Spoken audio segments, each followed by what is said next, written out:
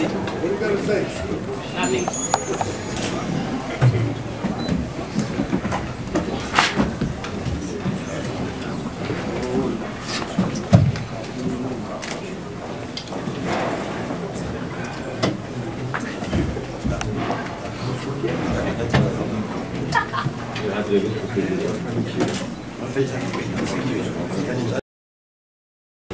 Lucian, pour la première fois depuis longtemps, je pense que tu as été agacé par ton adversaire.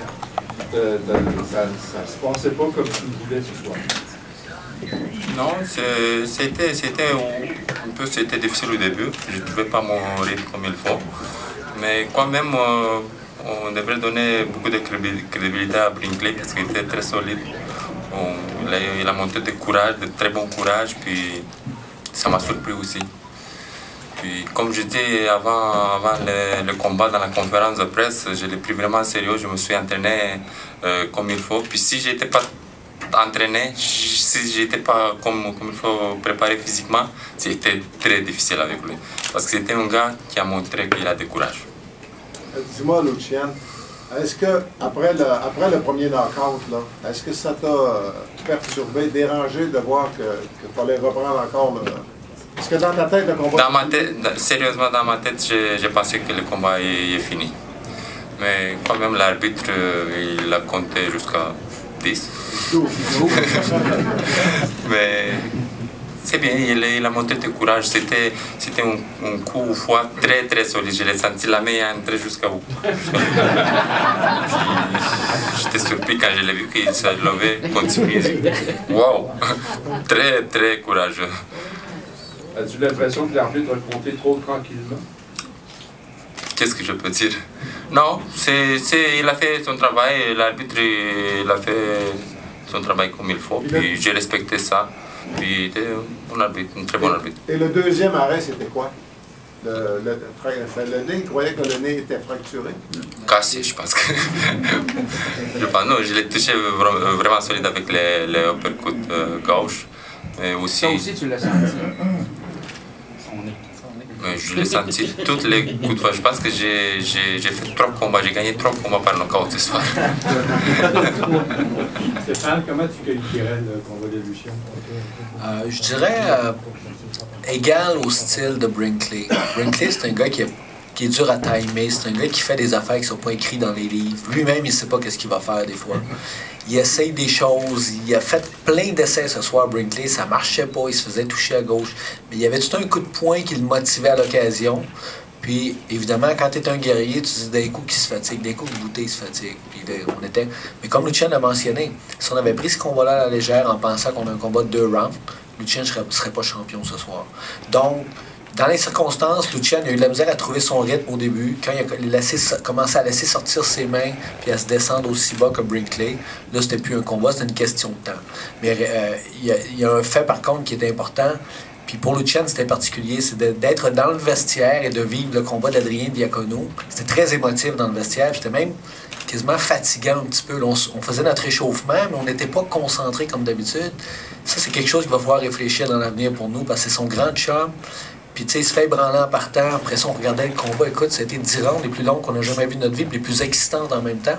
Donc, pour Lucian, c'était assez particulier ce soir-là. Il a vécu quelque chose de nouveau ce soir.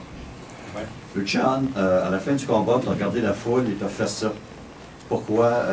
Parce que tu pensais leur rendre plus rapidement ou tu as l'impression que tu avais Non, comme j'ai dit tout à l'heure, je pense que je l'ai knocké 3 fois, puis ok, c'est fini la 3e fois. Ça y est, c'est suffisant. Lucian, est-ce que Brinkley a fait quelque chose en début de combat qui t'a surpris, qui t'a sorti peut-être de ton plan de match? Non, on a pensé dans notre stratégie, ça faisait partie de notre stratégie. On savait que Brinkley va être très bas et va bouger sa tête. Mais comme il faut, il a laissé, il a travaillé comme il faut. Il a un très bon entraîneur, Peter Manfredo Senior. Il a fait son travail comme il faut. Il a travaillé très fort et il a laissé des coups de poing. Il m'a touché quelques fois. Et ça fait partie de la boxe. Lucian, peut-être te faire pratiquer ton anglais un peu. Maybe your thoughts on the fight tonight? I don't know, sorry. Qu'est-ce que tu penses de ton combat? Yeah. This... 3 minutes. Voilà, c'est parti. Well, yeah.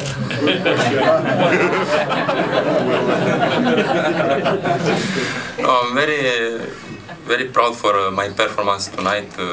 Brinkley was good fighter, very tough. He has good heart, very good puncher. He has a good right hand, left hook. I was in good shape. I was good preparation in Florida for 6 weeks. I'm very proud for my performance tonight. Steph, peut-être en anglais pour toi. Well, as Lucian just mentioned, Brinkley is a bit of an awkward fighter, but we knew that he was a courageous guy. We knew he had heart, and he would never quit, you know. And even though that I thought that Lucian knocked him out probably 3 times tonight, but he's a guy who's hard to time. He's a bit awkward. He's off timing on a lot of things, but he did almost what we were expecting him to do, trying things here and there. We knew that he was trying to hook from Lucian's right jab. We knew that, and he tried in the beginning, and he landed a good hook in the beginning, so it probably gave him some motivation. So with the few punches that he landed, he was just keeping going on that motivation until Lucian beat him for the 3rd time.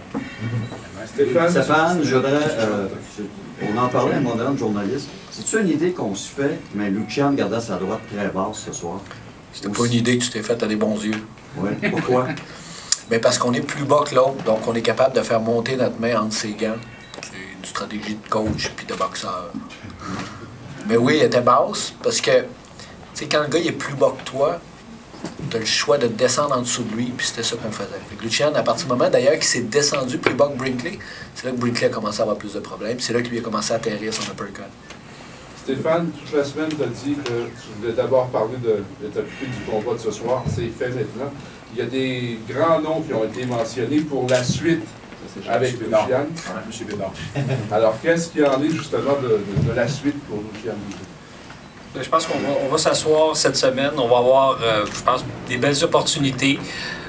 Comme j'ai dit à Lucian, c'est sûr que quand il knock les gars au premier et au 2e round, ça complique pas mal plus mon travail parce qu'il y a moins de clients potentiels. Peut-être le fait qu'il ait fait 10 rounds avec Jesse Brinkley, ça va faire en sorte qu'un Kelly Pavlik va vouloir affronter Lucian. Ça va nous ouvrir des opportunités intéressantes parce qu'on va s'asseoir avec Stéphane Lucian cette semaine puis on va prendre la meilleure décision pour sa carrière.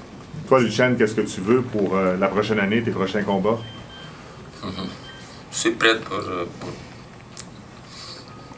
tout le monde, les meilleurs boxeurs au monde qui veulent m'affronter. Be an amazing fight because you have to be careful with Kelly Pavlik. You know, he's got heavy hands, so I would love him to fight Lucian. I hear something about Pavlik. Do you have idea or do you know who's next fighting with Lucian? What we are saying is that Pavlik is fighting in November. Yeah.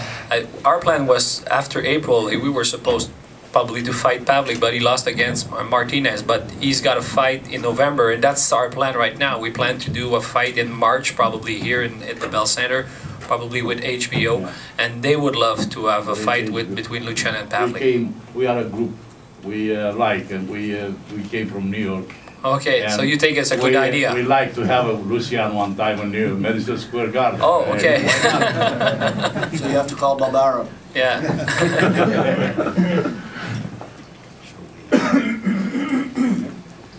Merci beaucoup.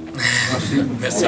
Est-ce qu'on peut penser qu'il aurait pu finir le combat un peu plus tôt? Il a-tu étiré un petit peu, joué avec un petit peu comme le chat de la souris? Non, vraiment pas. Écoute, il l'a essayé, mais l'arbitre ne voulait pas que ça finisse.